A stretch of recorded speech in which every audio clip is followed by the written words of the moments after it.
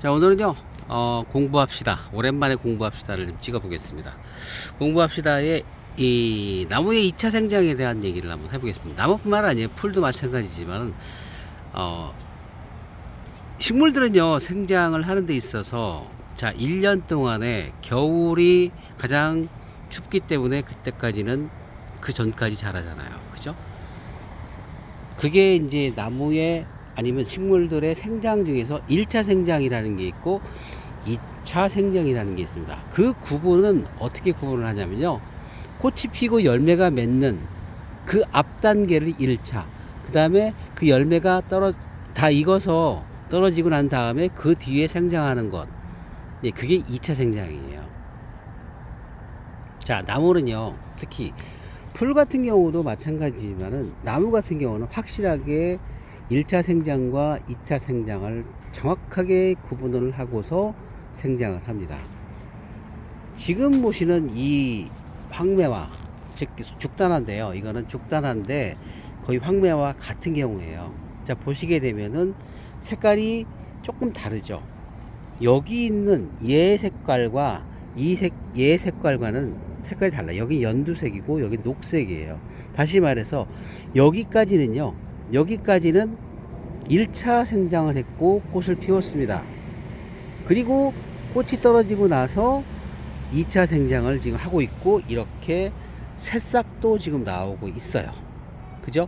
이렇게 지금 새싹이 막 나오고 있는 이거를 바로 식물의 2차 생장이라고 얘기합니다. 그 구분은 뭐라고요? 꽃이 피고 열매가 맺는 그 시점이라는 것이죠. 그래서 아주 이르게 그 꽃을 피웠던 벚나무 같은 경우는요, 처음부터 잎이 없었잖아요. 그렇기 때문에 걔는 1차 생장이니 2차 생장이니 이런 개념이 열매를 기준으로 있지는 않습니다. 하지만은 벚나무 같은 경우도요, 열매가 맺고 그리고 나서 잎이 피어나고 난 다음에 여름에 장마가 지나고 나서 그 다음에 잎이 나옵니다. 그걸 하엽이라고 얘기하는데 그것을 2차 생장으로 보고 있어요. 자, 이거는 좀 단풍나무예요. 그죠? 이 단풍나무도 마찬가지로 단풍꽃을 피웠고 그 피우고 난 다음에 다시 또 싹이 나오기 시작을 합니다. 저 앞에 보면 요게 지금 새싹이거든요. 나와서 저렇게 지금 자라고 있는 거예요. 저게 바로 2차 생장이죠.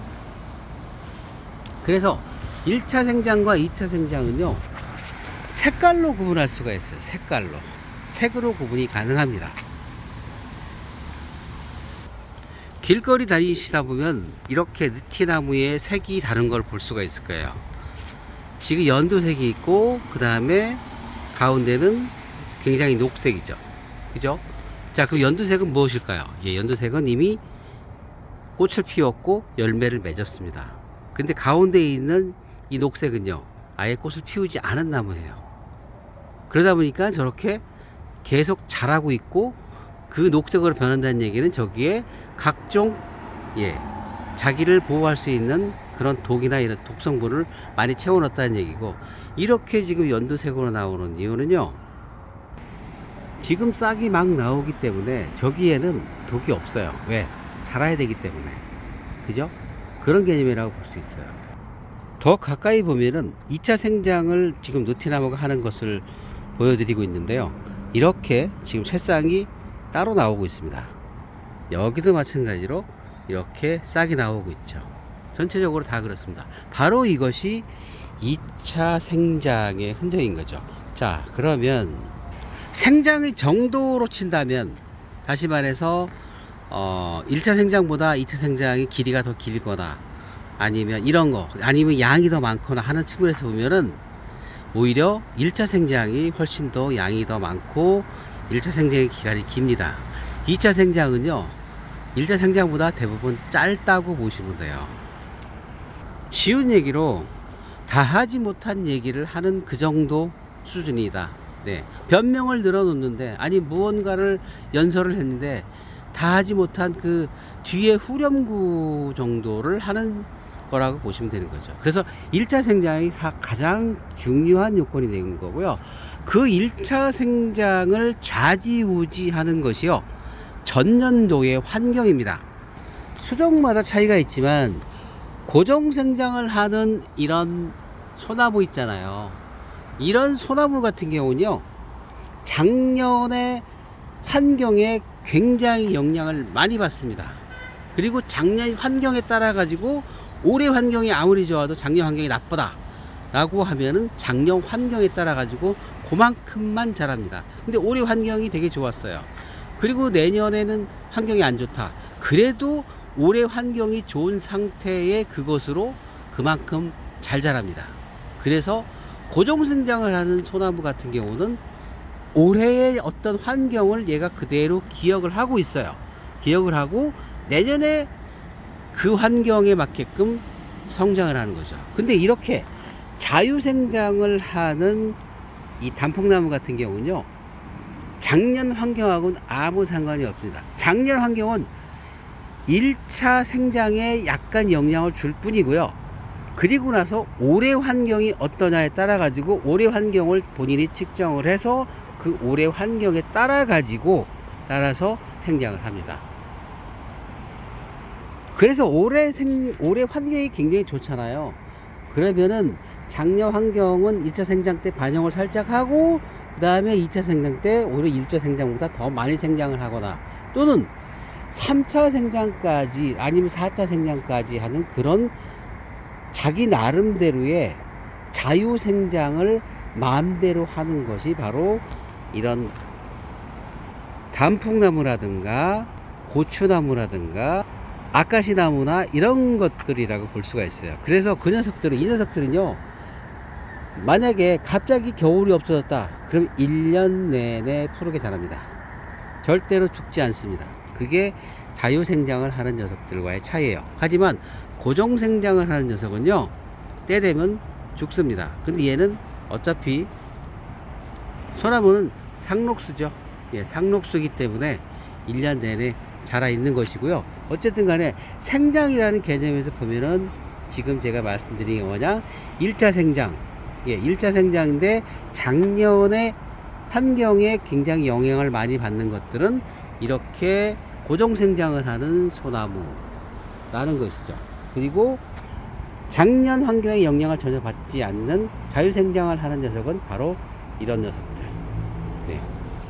단풍나무가 대표적인 사례이고요. 얘는 올해 환경에 따라 가지고 적게 자랄 수도 있고 많이 자랄 수도 있다는 것입니다. 자, 지금까지 논하고 있는 생장이라는 개념은 기본적으로 양분이 제공이 된다는 그런 전제하에서 일단은 말씀을 드렸던 부분인데, 이 생장이라는 건요, 그냥 혼자 자라는 것이 아니고요, 여기 있는 토양이나 그 다음에 물이라든가 공기 이런 거에 따라 가지고도 많이 좌우가 되는 거예요. 그래서 기본적인 기작은 그렇다는 거죠. 기본적으로 1차 생장을 하고 반드시 2차 생장이라는 것을 갖는다 라는 것이에요, 식물들은. 그래서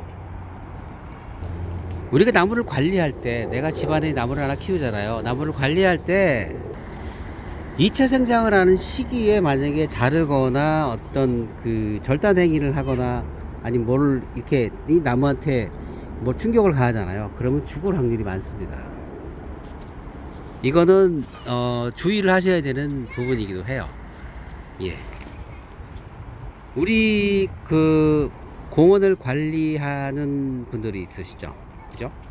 그 관리하시는 분들이 가장 실수를 많이 하는 것이 뭐냐면요, 공원의 나무를 죽일 수 있는, 죽게끔 하는 그런 것들이 뭐냐면요, 본인이 이제 공원을 관리할 때 어떤 오더를 받았어요. 근데 이런 생태적인 거, 생리적인 걸 모르잖아요. 모르고서 관리하잖아요. 나무가 죽습니다. 그럼 그거 다 다시 나중에 심을 내면 다 돈이에요. 국민의 세금이에요. 예. 공부를 했으면 참 좋겠다는 생각이 들고요.